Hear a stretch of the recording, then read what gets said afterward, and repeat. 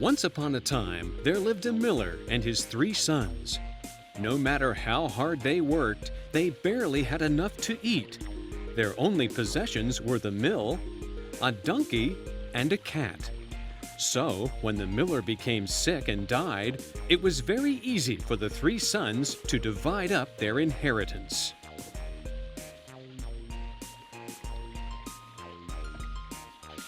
The oldest son got the mill. The second son got the donkey to carry the flour. The only thing left for the youngest son was the cat. Darn it! Why do I get stuck with the cat? I can't work as a miller. I can't sell the cat's skin. It's just not fair. Don't worry, Master. Just listen to me. Meow. Meow. Just leave it to me.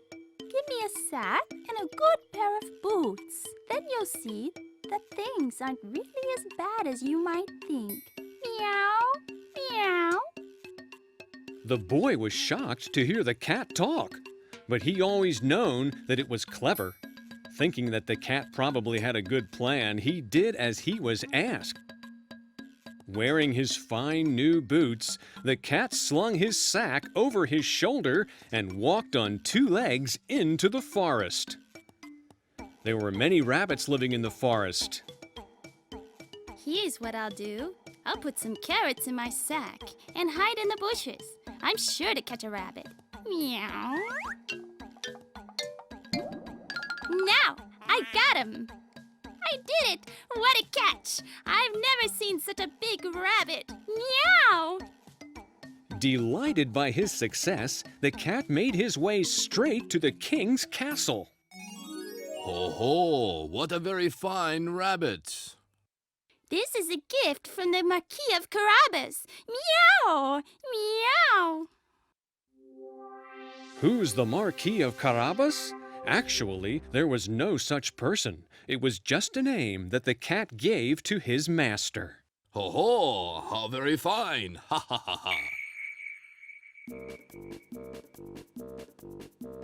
The next day, the cat went to a cornfield. Opening up his sack and hiding in the corn, he caught many birds as they came down to eat.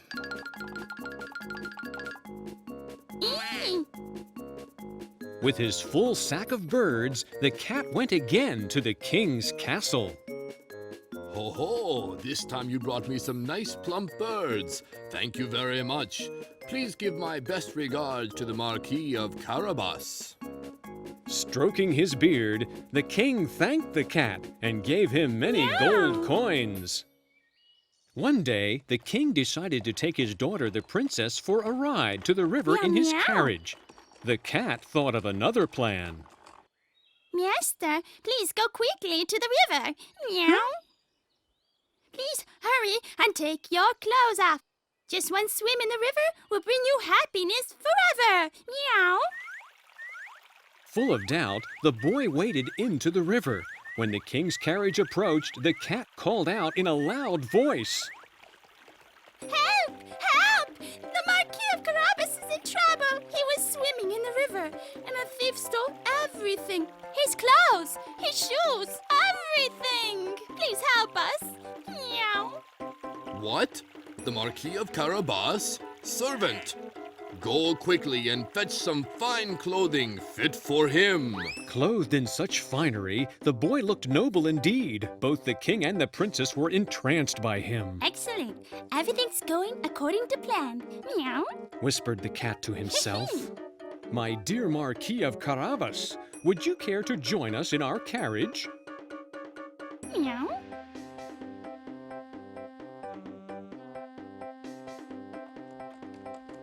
Things are going great. Time for my next strategy. The cat already had a new plan. Racing ahead of the king's carriage, the cat spoke to some farmers working in a wheat field.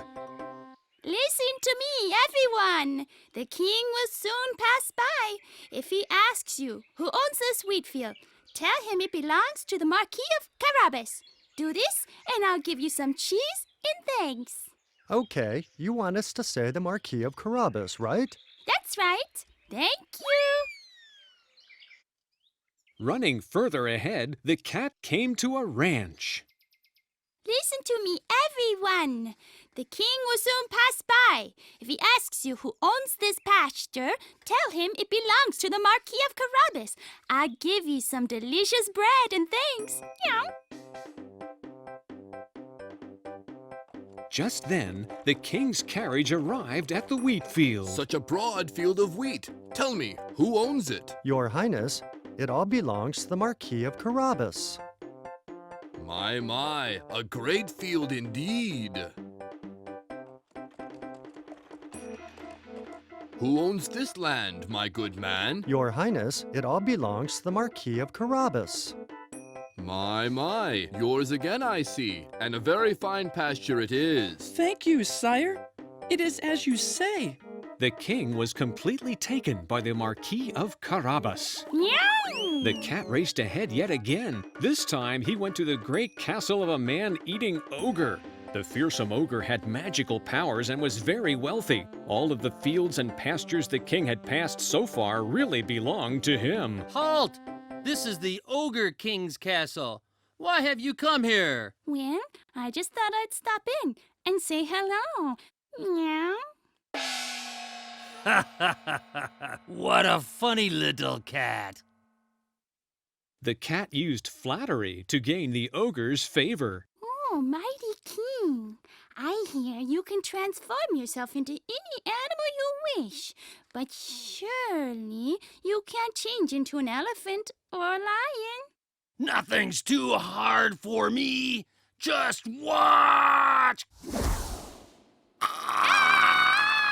That was wonderful. You are truly impressive. But what about a tiny mouse? Surely that would be impossible. What? Nothing could be easier. Just watch. Meow. Meow. The cat jumped down from the ceiling. Meow, meow, snicker snack. He caught the mouse and swallowed it in one gulp. Mice sure are delicious. But there's no time to lose. The king will soon be here. Welcome, Your Highness. This castle belongs to the Marquis of Carabas. Meow, meow, meow, meow. Huh? So, this castle is yours too. I've never seen such a fine one.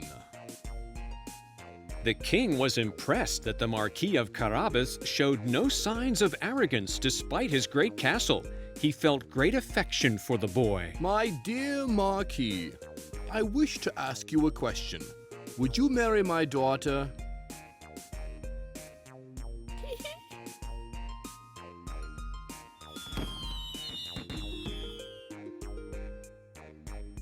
And so, it was arranged for the youngest son to marry the princess. Of course, they lived happily ever after. And it was all thanks to our smart little friend, Puss in Boots. See, I told you things weren't as bad as you thought. Meow.